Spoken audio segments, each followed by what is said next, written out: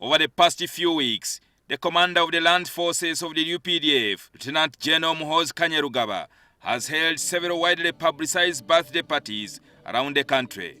These parties have had political overtones, with some of the speakers and organizers even calling upon Lieutenant Gen Muhoozi to stand for presidency.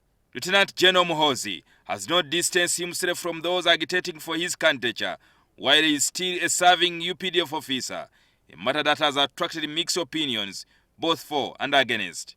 Today, stakeholders at a national dialogue on the state of democratic governance in Uganda, held in Kampala, have called on the army leadership to advise Lieutenant Gen Muhoozi Kainerugaba against engaging in partisan politics until he officially resigns from the army. It's just indiscipline, and somebody should be called to order. And they want to call them to order, you know them.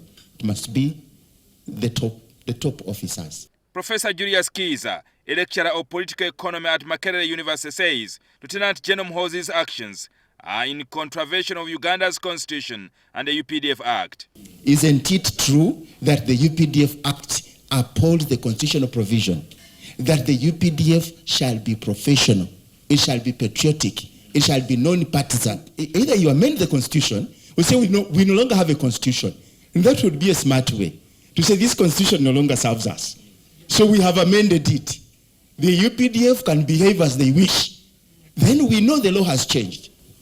Serving military officers and other members of the armed force should not come to make any political statement,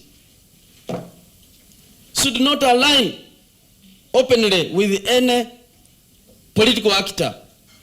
However, Lydia Wanyoto, the chairperson of the Women's League of the ruling party NRM, says Uganda has moved from the old guard of leaders to a new generation who should choose a leader of their choice, irrespective of his or her status.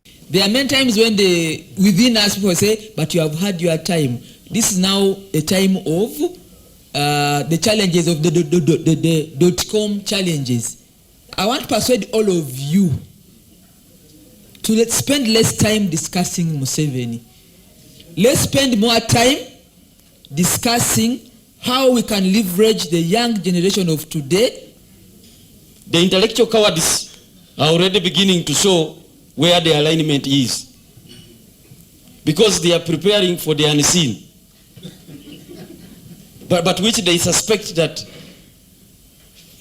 silently the dominant leader is endorsing. The meeting, organized by the civil society organizations, also called for speedy enactment of political and electoral reforms ahead of the next general elections in 2026. A survey conducted by the Public Policy Institute revealed that nomination fees should be revised back because they limit participation in politics. When we went for the primaries, we were supposed to pay 2 million for the nomination. We came for the general elections, we were supposed to pay 3 million. I want to assure you I had failed to raise the 3 million. Middle ground, we are proposing that why don't you waive the nomination fees for any candidate presented by a political party. Jingo Francis, NTV. You believe that your votes are stolen?